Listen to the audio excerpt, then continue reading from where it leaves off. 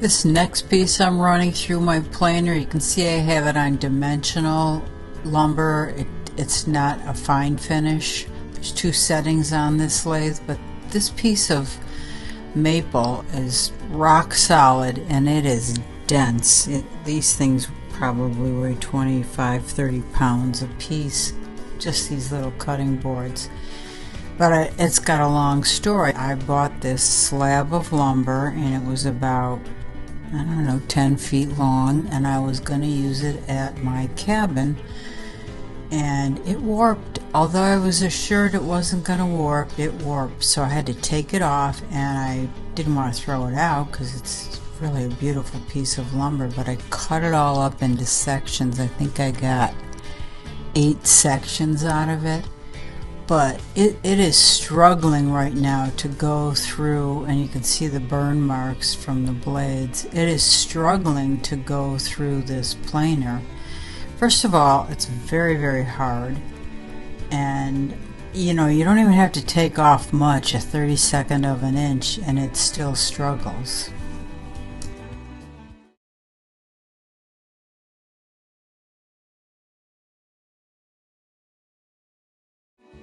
This piece of wood that I turned into a countertop was completely finished with a resin top, and it was ready to go.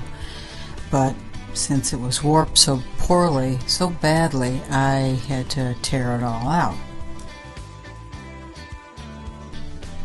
Now there were a few cracks that I sealed and secured with sawdust and crazy glue, and I use Star Bond, but I also use a little wood putty so I can later stain it, and I stain it with a dark walnut. Although this is blonde, I stain it with dark walnut because it pops out like irregular lines that go through the wood, so it matches pretty well. Just like with cherry cutting boards, I chamfer the edges using the router bit for this maple cutting board. All of the maple cutting boards I chamfered. But you'll notice it has a live edge on some of them, most of them, and that is the part of the countertop that I kept. I really thought that was cool. It did have resin on it, but I did sand it and shape it, so it worked quite well with these revised pieces of wood that I've turned into cutting boards.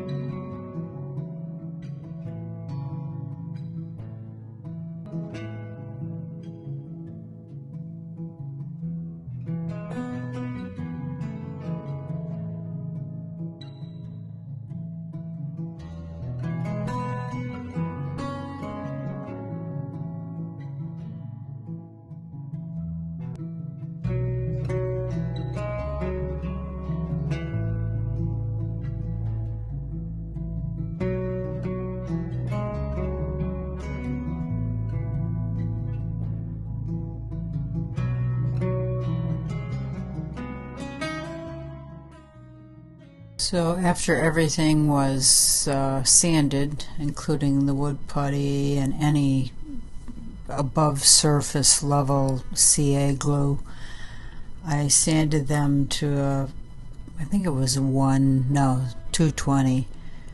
So now that all the cracks were filled and stained and smoothed out, and it was very smooth, I think I actually went with an 800 sandpaper when I was finalized, and then I put 2 coats of butcher block on it. After the finish was real dry, I gave it a light sand, and then I added feed-in wax on top of that. So whatever kind of finish you put on your boards, you may not need many coats. You can get away with 1 or 2 coats if it's a really dense board. In this case I used 2, as you know. But if it were a softer wood, then I probably would need more coats. The idea is to seal up and firm up your board. Feed-in wax is a unique wax in that it has both beeswax and an orange oil in it, and it's really a great finish. I recommend it. 2 of those I raised up on feet, and the rest are just straight butcher blocks usable on both sides.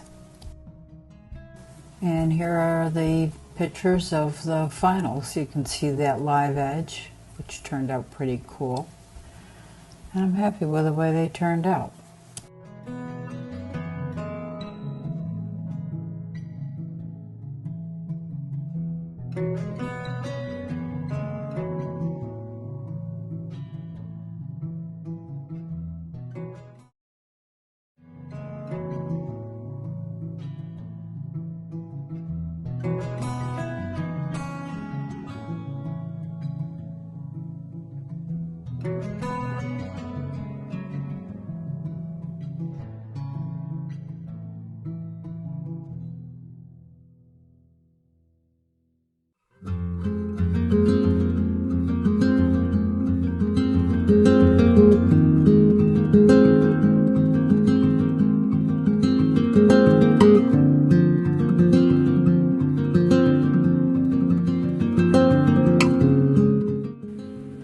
Thanks again for watching. Please hit the subscribe button, the like button, and don't forget the description box below. I've got a lot of good links in there. Thank you. See you on the next one.